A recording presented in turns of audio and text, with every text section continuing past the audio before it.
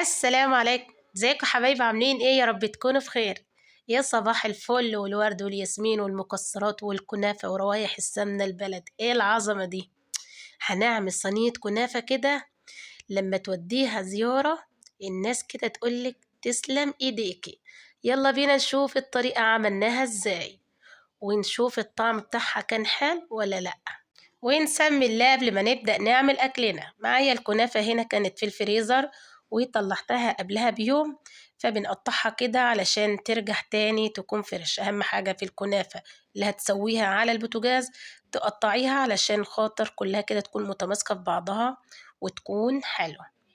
بعد ما بنقطع الكنافة بنسخن معايا السمنة، النص اللي تحت معايا بتاع اللي هينحط في قعر الصينية.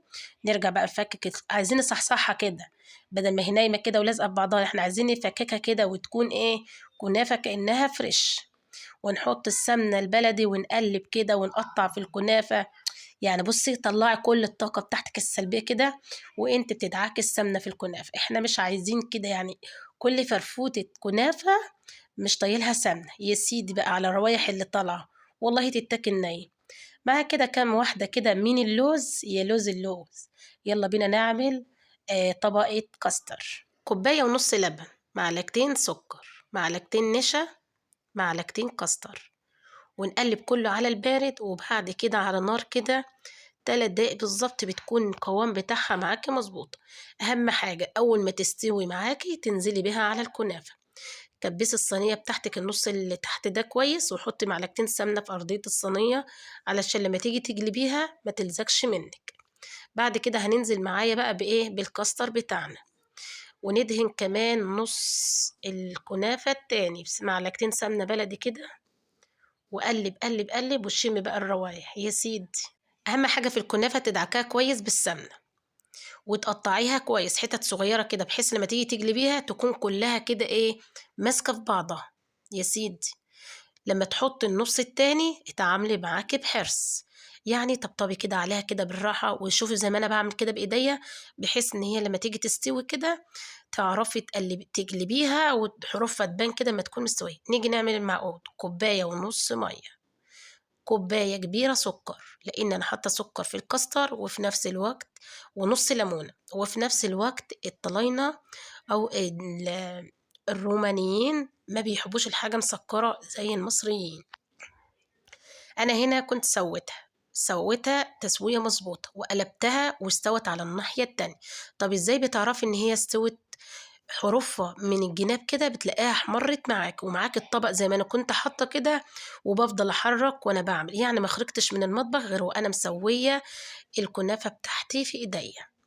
بعد كده غطيتها كده وكانت ايه مظبوطه معانا ما شاء الله، اللهم بارك يا سيدي. حطيتها كده بقى في الطبق، حبيت ان انا يعني تكون حاجه كده سنداها. وخرجنا كده رايحين فين؟ عند عزومه صديقتي الرومانيه عزمانه الأسرة كلها، بس أنا حبيت إن أنا أخرج أنا وجنى ومحمد. هنا بقى لما يكون حد عازمك بيعرفك قبلها بأسبوع علشان خاطر يكون مسيستم حاله. لقيتها بترن عليه الساعة 9، فبتقول لي صحيت ولا لسه وفاء؟ قلت لها لا لسه، أنا السبت والحد ده بصحى براحتي. قالت لي لا ده أنا صحيت الساعة 6 وخلصت الأكل والحلويات. لقيتها بقى بتبعت لي في الصور. قلت لها ايه كده انت شطورة خالص. المهم ان احنا كده كنا خرجنا انا والاولاد، فالسوق قريب مننا. احنا سوق السبت خلاص كده بيكون جنب البيت مباشر، يعني ما شاء الله حلو ان هو. ولكن عمره ما اشتريت منه حاجة، الاولاد اللي بينزلوا يشتروا منه كده على السريع. كانت الساعة 1 دلوقتي، فكان كله بقى بيلم حاجته، لان الساعة 2 بالدقيقة لازم يكون كل حاجتهم متشالة. فبيبدأوا يشيلوا حاجتهم من الساعة 1 كده. ركبنا الباص ووصلنا البيت بتاعها، وكل شوية أقول بسم الله ما شاء الله علشان خاطر إحنا متعودين على كده. أول ما دخلت كده عملت لي كابتشينو، كان طعمه جميل خالص. قلت لها نفس الطعم بتاع البار بالظبط، اللي هو طعم الكافيه. ما شاء الله طعمه جميل. هنا بقى كانت عامله لنا كيكه كده ما شاء الله حلو قوي، وكانت عامله لنا يعني شبيه شويه من الكب كيك. ايوه. كانت عامله لنا ايه تاني؟ عامله لنا كيك، عامله لنا سلطه. اكتسبت معلومات كتيره قوي ما شاء الله. من اليوم معاها، كانت عاملة كمان الكيكة دي جميلة كده وحاطة لها الصوص كده، وجايبة ورد بلدي كده وريحته كانت رهيبة يا سيدي، والبسكوتات وحاجات من دي. فاكرين لما كنت أنا عازماها؟ يعني الناس كده ما شاء الله كانت عاملة الأكلة دي رومانية، عبارة عن خضار ولحوم وحاجات من دي. هي كانت جايبة لنا أكل، عاملة لنا أكل حلال، وده شبيه من البانيه. وكانت عاملة لنا إيه تاني، وكانت عاملة لنا السلطة دي بالزيت اللي هو الخاص الكابوتشو، وكانت عاملة لنا فراخ ما شاء الله. وهنا بقى كانت مسوية الرز بتاعها. هي عارفة ان انا عندي قناة وكده، فهي اللي قالت لي تعالى صور سوا ايه مع بعض، نكمل الفيديو بتاعنا يكون حلو ما شاء الله.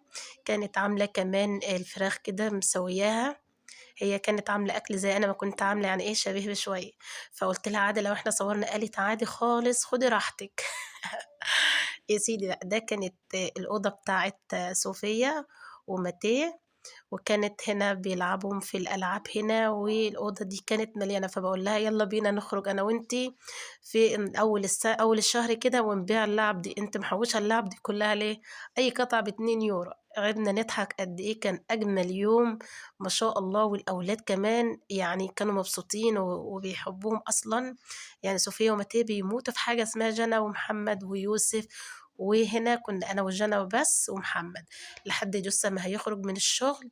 وأول ما يجي كان خلاص بقى هنعرف يوسف وبابا يجوا ما شاء الله كده. كانت عندها مطبخ لعبة كده، فبتعرف محمد إن هو بتلعب إزاي. هي بتحب محمد قوي قوي قوي، واحنا كمان بنحب صوفيا. اليوم ده كان ممتع، من الحاجات الحلوة إن إحنا استمتعنا بيها. المهم خرجنا أنا وهي نقعد في البلكونة، فلقيت تراس تحت البلكونة بتاعتها، فقلت لها المنظر حلو قوي والروح حلوة، وإنك تفتحي تلاقي الخضرة كده، والمكان الموقع بتاع الشقة بتاعتك اوعي تسيبيه. هنا بقى كان يوسف بابا جم هنا، فإحنا عرفناهم، بعتنا لهم الموقع، وفضلنا مستنيين في البلكونة برضو عشان نعرفهم إن هم هيضغطوا على جرس إيه وكلام من ده. وهنا ماتي كان صحى من النوم، كان الأولاد فرحانين بطريقة فظيعة. خلاص بقى بتعمل القهوة لأبو يوسف. وهنا بقى العربية ما شاء الله، يوسف كان جه فرحان بقى بيسأل بقى العبدة بتتلعب بيها ازاي، وهي بتعرفه. البنت ديت يعني طيوبة قوي وروحها حلوة، واتعلمت منها حاجات كتير. يعني لما يكون عندك عزومة مش مهم يكون الأكل سخن، المهم انك انت تعملي الأكل كده وتخلصي اللي وراكي، ويكون عندك وقت كده ليكي انت. يعني قلت لها انا اتعلمت منك حاجات كتير قوي. وده كان منظر السفرة بتاعتها، يعني بيحطوا الطباق وكل واحد يختار اللي عايزه. بعد ما اكلنا وخلصنا وقعدنا، حضرت بقى الدولشي اللي هو الحلويات، والكيكة كانت منظرها كده ما شاء الله، والكنافة قطعنا منها وخلصنا اليوم بتاعنا كده. وأكيد بقى يعني إيه، لما تروحي مكان سمي الله، يعني حتى لو هم مش مسلمين، بس احنا متعودين على عوايدنا وتقاليدنا ان احنا بنشوف حاجة جميلة نسمي الله ونقول اللهم بارك لهم فيما رزقتهم وارزقنا خيرا منه. ربنا يرزقنا يا رب القناعة، وكل حاجة كل ما يتمناهم أولادي ربنا يقدرني إن أنا أعملها لهم يا رب العالمين. الحياة هنا في الغربة صعبة، ولكن لما بتلاقي حد كويس يحترمك تحترميه، يقف معاكي في ظروفك تقفي معاه، بتحسي إن ليكي حد في الغربة. يعني ممكن يكون هي مش مسلمة، ولكن هي ليها مواقف طيوبة وقلبها كبير وجدعة. يعني العشرة ممكن يكون احنا بنتعامل، ولكن لكم دينكم ولنا ديننا، يعني كل واحد ليه ديننا. بعد بقى ما رجعنا واتعشينا وقعدنا كده ولبسنا الدولاب كله تحت الإسدال، فقررنا ان احنا ايه نرتب شقتنا كده على السريع، وناخدها ايه تحدي، يعني نعمل مسابقة كده نشوف مين فينا اللي هيكون منظم المكان بتاعه احسن، ومين هيعمله بوقت اقل. انا وجانا كانت الساعة 10 بالليل، وحبينا ان احنا نحمس بعض كده بما ان احنا جايين من بره كده وعندنا باور طاقة. يعني عودي نفسك لو خرجتي اي مكان خدوا منه الطاقة الإيجابية، تمام؟ يعني ما تبصيش تقولي ايه طب هم عندهم واحنا ما عندناش، طب الدنيا هناك حلوه احنا لا لا. خدي الطاقة كده وجددي حتى بأقل تكلفة كده، تعملي شقتِك تكون حلوة، احمدي ربنا على كل حال، واحدة واحدة دنيتِك هتمشي. يالّا بينا نشوف ده منظر الreception. طلبت من جنى هتضبّط كل المكتبة بتاعة الشاشة، وهتضبّط وتشيل الفرش وكده، أنا المطبخ زي ما أنتم شايفين كده. يا سيدي بقى، يا سيدي، طباق مكان العشا، والمطبخ كده الرخامات كلّها اللي فوق تحت واللي تحت فوق، يالّا بينا نسمّي الله ونبدأ كده شغلنا. أنا هنا كان في كبابي كده مغسولة حبيت أحطها في مكانها. اكتسبت كام معلومة كده من صديقتي، إن لمّا تغسلي أطباقِك حطيها في الرشاقة وبعد كده صفّيها وحطّها في مكان الإدراج بتاعتِك، أو على طبق أو على أيًا كان متوفّر عندِك. تاني حاجة اكتسبت إن هي بتعمل كميات أكل وأشكال أكل في المتوسط، يعني لا كتيرة أوي ولا صغيرة أوي، وفي نفس الوقت التقديم هاغيّر من تقديم الأكل معايا. يعني إيه؟ يعني أنا هاروح أي مكان هاكتسب منّه أي معلومة وأنفّذها باستمرار. أي حاجة تكون حلوة، أي حاجة تكون مفيدة، يعني خلّي عينيكِ تكون لمّاح. عجبِك فيديو وفي تغيير عن نظام حياتِك، اعمليه بالضبط، مش لازمًا إنِّك أنتِ تكوني صح وإنِّك أنتِ هتعملي اللي أنتِ بتعمليه كل مرّة، لأ. لو أنتِ شُفتِ حاجة في غيرِك بيعملها وهي وبتعملها أحسن منِّك، اتعوّدي إنِّك أنتِ تعمليها. هنا بقى بافضّي الطباق بتاعتي وكل حاجة كده علشان لمّا آجي أغسل طباقي، أغسلها كلّها مرّة واحدة. وأنا هنا كنت فرحانة علشان خاطر إيه، جنى تتجدعن كده وتكنس معايا وأعودها إن هي تشيل معايا في المسؤولية، بدل ما تقعد قدّام التليفون وكده.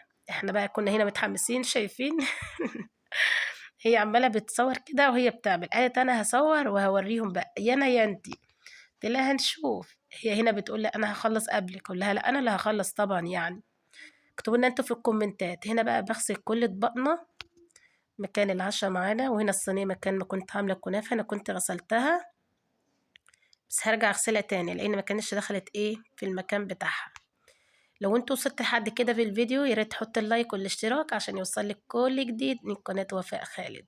وإيه رأيكم في الفيديو كده وهو يعني إيه، مشكِّل بقى كده خروجة مع قعدة، يعني اليوم بجد كان ممتع، يعني أول مرّة أحس إن أنا غيّرت من الmood كده وخرجت من المطبخ يعني حاسة إن أنا يعني مش هاقول لكم يعني عشان إحنا مسلمين وكده وما ينفعش نقول على حد إن هو أختي وهي مش مسلمة، بس يعني مش عارفة هو إحساس إن أنا باحبها باحبها وخلاص يعني. باحس إن هي جدعة وكده وباحبها. يعني دايمًا كده لمّا بتقرّبي من حد وتلاقيه كويس بتفرحي إنِّك أنتِ قرّبتِ منّه، بس حاولي لو أنتِ في غُربة ما تقرّبيش من أي حد بسهولة. يعني أنا أول مرّة أدخل بيتها بعد سنتين 2، يعني اتعاملنا مع بعض في مواقف، في ظروف، قابلنا بعض في كذا مرّة في البارك وفي الجنينة، قابلنا بعض في الحديقة، اتكلّمنا مع بعض. أنا ما كنتش باعرف أحكي إيطالي خالص، خالص، كنت باكتب لها على جوجل، كانت بتستحملني إن هي تفهم منّي وأنا أفهم منّها لحد ما نوصل لبعض، لحد واحدة، واحدة كده لمّا اتعلّمت وهي نزلت أجازة في بلدها وجات ولقتني باعرف أحكي معاها، ففرحت كتير أوي إن أنتِ خلاص بقيتِ بتعرفي تحكي إيطالي وكده. فقُلت لها أنا باعرف أحكي إيطالي شوية، بافهم كتير ولكن باحكي شوية، شوية. قالت لي: "لأ أنتِ كده شطورة وبقيتِ بتفهمي إيطالي خالص." يعني كل ما بتقول لي حاجة كانت دايمًا بقى إيه، تعالي يا جنى فهّميني، تعالى يا يوسف طب تعالى يا محمد، محمد يقول لي: "طب استني وأنا أفهّمِك هي بتقول لِك إيه." لحد لمّا اتعلمت كده اللغة وبقينا نفهم بعض، ونرجع تاني للمطبخ بتاعنا كده ونخلّص الشغل بتاعنا على السريع كده. وحطيت كمان المادة بتاعتنا على البوتاجاز، وبعد ما كنت هاغسلها قرأت التعليمات الموجودة على البخاخة، فلقيت إن لازمًا ألبس gloves ولازمًا أستنى 10 دقايق، يعني ما اغسلوش على طول علشان تكون المادة كده تتفاعل مع البوتاجاز كده وتكون إيه شغلها حلو. فقُلت أكنس بقى كده على السريع وبعد كده أفرش، أحط الترابيزة بتاعتي وأجمّع الكراسي بتاعتنا ونرجع كده لإيه، للجو بتاعنا كده الحلو بتاع بالليل كده، باحس براحة نفسية قد إيه لمّا باغسل كده وأضبّط كده كل حاجتي وأولّع عود بخور. ياه! كده كانت الساعة 11:00 بالضبط، أخدنا ساعة كده بس كُلّه كده كان شغّال، المهم إن الشقة تكون نضيفة وأنام كده وحاطة راسي على المخدة وأنا شقتي نضيفة وحلوة. ده كان المنظر النهائي، الحوض بتاعي نضيف، غسلت البوتاجاز، يا سيدي بقى بيض وكده، وهنا قُلت بقى أسيب العيون كده لحد الصبح، بحيث إن لو في نسبة مَيّة تنشف وما تأثّرش معايا تسد عيون البوتاجاز. نشوف بقى جانا كان شغلها عامل إزاي في الreception. أول حاجة حبِّت إن هي تعملها تنظّم المكتبة بتاعة الشاشة، وهنا كانت مشغّلة فيلم إيطالي أكشن. ياه! بيموتوا في الأفلام الأكشن الإيطالي، تحس إن كده هُم مندمجين بطريقة فظيعة. هنا بقى كانت المكتبة كلّها مصاحف والكتب الإسلامية وكام أنتيكة كده بسيطة simple كده، حاجات حلوة كده كيوتة، فحبِّت إن هي ترجّعهم كده تضبّطهم تاني. وكانت بدأت تنفّض بقى كده الديفانو أو الرُكنة، تشيلهم كده وتنفّض الفرشة بتاعتهم. كل ده بمساعدتها هي لوحدها، يعني في الوقت ده ما كانش حد بيساعدها خالص، أنا ما حدش كان بيساعدني ولا هي كان حد بيساعدها. يوسف كان عليه الأوضة الصغيرة، خلاص هي كده نظّمت الفاكهة، حطّتها على الترابيزة في مكانها كده. وهنا حبِّت إن هي تشيل كل حاجة من يعني أي حاجة مش في مكانها تودّيها. هنا الشوزات أعزكم الله، بتورّيها لنا إن هي يعني شوفوا مودّين الشوزات حاطّينها فين. أنا هنا حبّيتها إن هي تشيل معايا في الreception علشان خاطر كل واحد يتعلّم من أخطائه. يعني إيه؟ يعني المفروض إن الشوز بيتخلع في مكان معيّن، ما ينفعش ندخل بيه في الreception، فأنتِ لمّا ترتّبي مرّة وتشيليه بإيديكِ وتعرفي إن ده حاجة غلط، بعد كده مش هتعمليه تاني. ونفس النظام يوسف كان هنا مستخدم الأوضة الصغيّرة كده على قدّها، قال لأ أنا مش هاصوّر، أنا هاعمل كده مع نفسي. المهم إن أنتِ عندِك بنت، عندِك ولد، الكل يشيل في المسؤولية، اوعي تقولي إن ده بنت وده ولد، لأ شغّلي الكل على حسب السِن، ادّي كل واحد شغلانة على قدّه. وهنا كانت جانا عجبتني إن هي كنست الأول السجادة وبعد كده شالتها، وبعد كده كنست الأرضية، يا سيدي.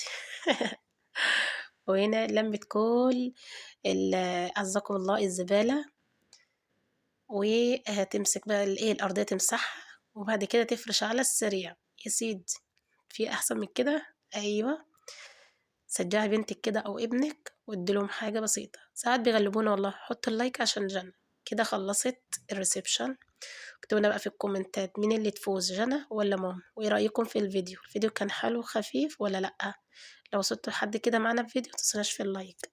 أسيبكم في رعاية الله.